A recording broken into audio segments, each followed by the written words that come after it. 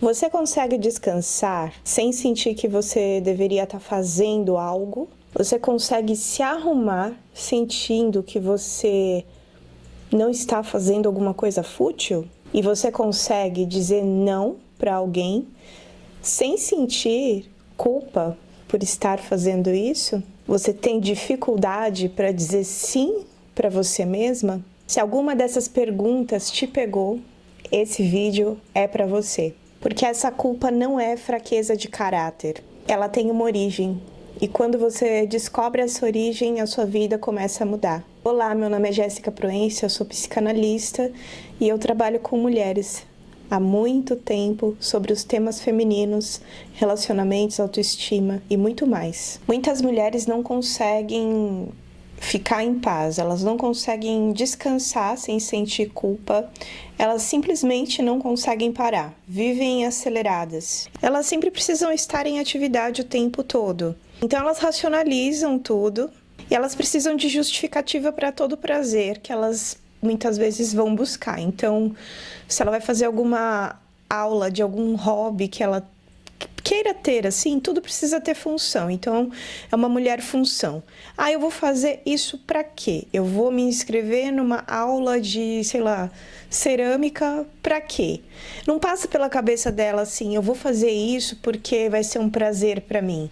Ela precisa dar uma funcionalidade àquilo. E de repente, se ela se inscreve, aí ela começa a sentir que aquilo ali, né? Ai, o que eu tô fazendo aqui? Vem aquele superego repressor forte. O que você tá fazendo aí? É uma autocobrança muito grande. E ela se sente mal por estar fazendo alguma coisa, por estar se divertindo e de repente a família está passando por alguma coisa, ela sente que ela não merece viver, se divertir, ela acha que ela deveria estar fazendo alguma coisa mais importante. Geralmente ela cuida de todo mundo e a última a ser cuidada é ela. Na verdade, ela não cuida de si, ela esquece que ela existe. E é muito mais fácil para ela se doar, fazer pelo outro. E uma outra coisa que ela pode fazer muito, e isso eu me identifico bastante no passado, é algo que eu fazia muito, é achar que mulheres que se cuidam são fúteis. Eu sempre dou esse exemplo do filme Patricinhas de Beverly Hills, que tinha aquela moça que era a Cher, que era a principal ali do filme. E nos anos 90 esse filme fez muito sucesso e ela foi o ícone de muitas mulheres e também alvo de muita raiva de outras, porque ela parecia uma menina muito fútil, que ela não se importava com nada. Mas quando a gente assiste, eu vi esse filme atualmente e eu vi o quanto que, na verdade, ela era uma menina que se dedicava bastante aos estudos, ela gostava muito da família e ela tinha uma dedicação muito grande à parte da estética e das roupas, cabelo, unha, ela era assim. Então ela era vista como fútil, embora ela de fato tivesse um lado que era bastante dedicado. E eu era uma das pessoas que tinha uma autocrítica, uma grande crítica para ela. Não usava rosa de jeito nenhum, mas enfim, é uma cor apenas. Eu até coloquei essa blusa rosa assim como um símbolo, né? Não quer dizer que para você ser uma pessoa diferente disso, você necessariamente tenha que usar essa cor. Não é isso. Eu só tô colocando ela como um símbolo e eu sei que você vai saber diferenciar uma coisa e outra. Então, eu pouco dava importância para o lado estético de autocuidado comigo, mas eu dava muita importância para a parte de estudos, de crescer racionalmente. Uma coisa não é mais importante do que a outra. Hoje eu vejo, né? Quando a gente amadurece, a gente vê que as coisas não precisam ser 8 nem 80. Ela acontece, a vida acontece lá nos tons de cinza, né? Entre o 8 e 80, entre o preto e o branco tem muitos tons de cinza. Então, eu já fui uma pessoa que tinha uma extrema dedicação ali a estudar e o racional e tudo aquilo que me colocava de repente como uma pessoa que não era fútil na minha cabeça, e tinha uma dificuldade em cuidar de mim, né? Isso tem uma raiz muito mais profunda, não é só sobre ficar racionalizando a história, mas sobre um padrão profundo de um autoabandono. E eu não estou falando que a gente tem que seguir padrões de estética da mídia para isso. Não, não é sobre isso. É sobre cuidar de si, não de forma que você se padronize, mas olhar para essa parte de cuidados consigo mesma sem achar que isso é uma futilidade. Não, isso não é futilidade, isso faz parte do nosso desenvolvimento pessoal, inclusive. E é muito prazeroso isso tudo. Até trouxe um creme aqui para passar na mão enquanto eu estou conversando, porque é bem confortável, né? Fazer isso.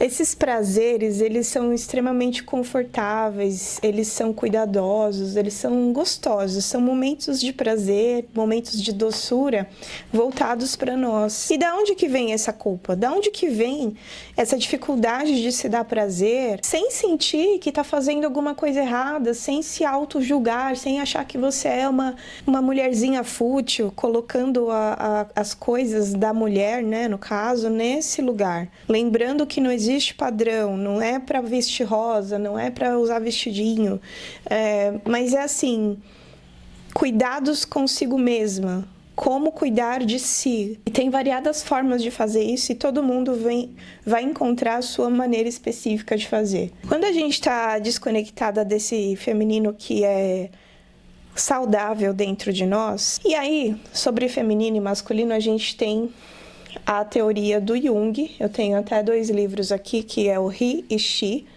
que são muito interessantes para compreensão dessas 2 porções, né? O He, que é sobre o masculino, e o She, que é sobre o feminino. Então, She é sobre a ânima e He é sobre ânimos, que é a chave do entendimento da psicologia feminina e masculina estão aqui. Então, quando a gente está muito nesse lugar aqui, o que acontece? A gente está demais dominada pelo lado masculino interno.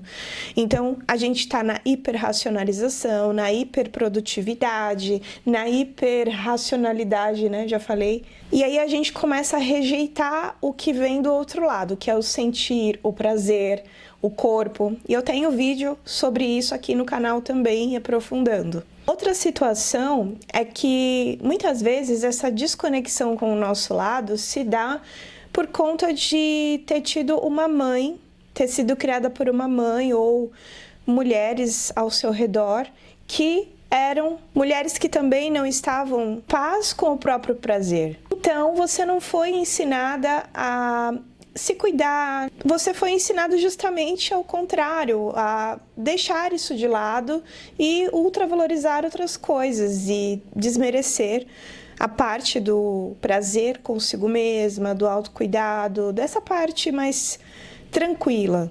E desvalorizar também. E a gente está desconectada do erotismo no sentido original, que seria a nossa força do ser, a nossa força criadora, a nossa força criativa, tudo aquilo que nos dá alegria de viver, tudo aquilo que nos faz sentir que a gente está contemplando a vida, que a gente está existindo e os nossos sentidos todos estão ativados. Toda a parte sensorial, toda a parte que tem a ver com o corpo e que tem a ver com o relaxamento, ao invés dessa hiperprodutividade.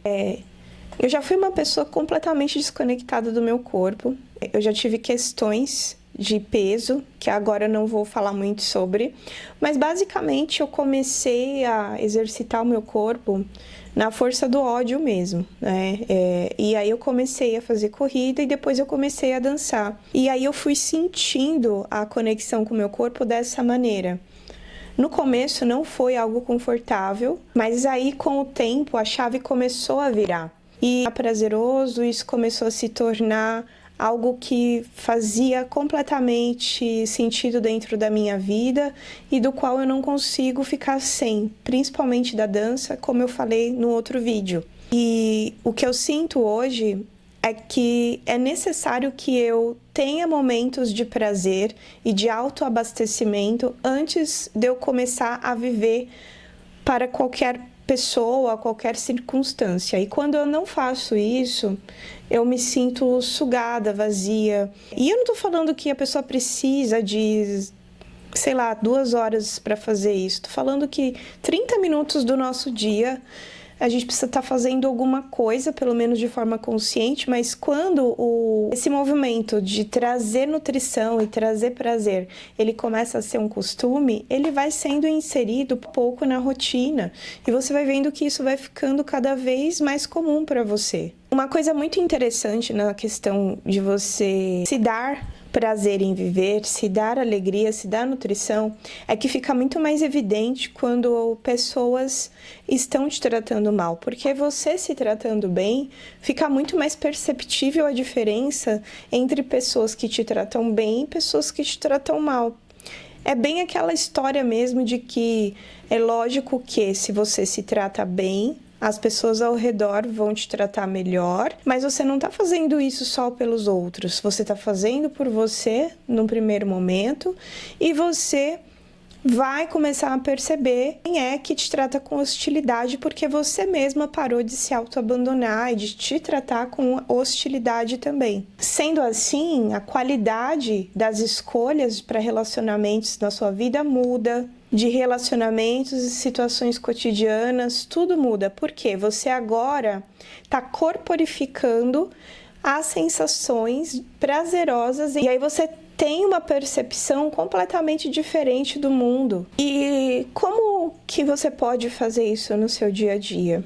Né? Isso é uma das coisas que é mais difíceis de explicar para quem é muito racional. Mas, basicamente, não é sobre aquilo que você está fazendo, mas como você está fazendo. Então, às vezes você faz um exercício qualquer no seu dia a dia, ou você está caminhando pela rua, faça isso com presença, sinta cada pedacinho do seu corpo. Não fica mexendo no celular, sabe? Traz a sua presença naquilo que você está fazendo, porque então as coisas começam a ter mais significado.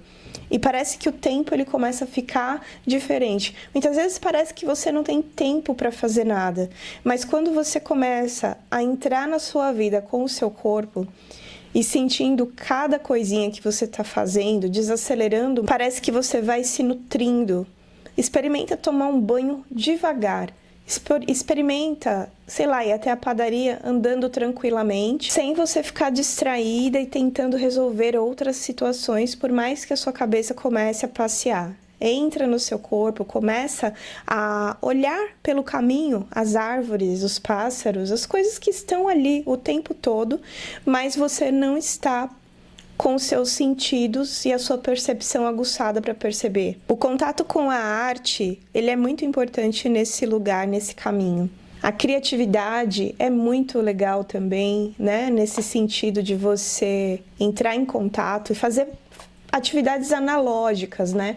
Vou até mostrar aqui uma coisa que analógica, que é lápis de cor, né? Pintar mesmo, não ficar aqui, ó, só no computador, mas parar e fazer um pouco disso daí, sem ficar ali com aquela cobrança de que tem que ser perfeito e sem nenhuma justificativa prática. Parar na frente do espelho, pentear o cabelo direitinho ali, secar, fazer uma prancha, fazer uma maquiagem, sabe, essas coisas, passar o creme com presença, nada correndo, nada assim esbaforida. Ai, mas eu tô atrasada. Tudo bem, tá atrasada, faz mais rápido, mas o que eu tô falando? Que pelo menos o seu café, senta e toma com presença. Colocar o seu prazer em primeiro lugar não é egoísmo. É a única forma real de você ter algo bacana para dar, porque você tá nutrida primeiro e depois, sim, você vai ter mais qualidade com as pessoas que você ama, com a sua saúde. Tudo muda quando isso começa a acontecer. Tem pessoas que se curaram de ansiedade, crise de ansiedade por causa disso tudo que eu estou falando. E nos tempos em que a gente está vivendo, isso é uma grande revolução. Porque o que ocorre é que todo mundo parece que está correndo e as mulheres, elas estão muito nesse lugar, correndo e se abandonando e não estão percebendo que estão fazendo isso consigo mesmas. Isso não é futilidade, isso para mim é uma grande revolução, porque eu acredito que o prazer, ele é a revolução na questão da regulação emocional da gente. E que fazendo isso, você está quebrando um ciclo de dor que já está acontecendo há muitos e muitos séculos. Eu trabalho há muitos anos com mulheres que estão em estado de alerta e precisam desse lugar de tranquilidade, de prazer, de liberdade, de criatividade, de sentir que a vida vale a pena viver. Então, espero que tenha curtido. Te vejo no próximo vídeo.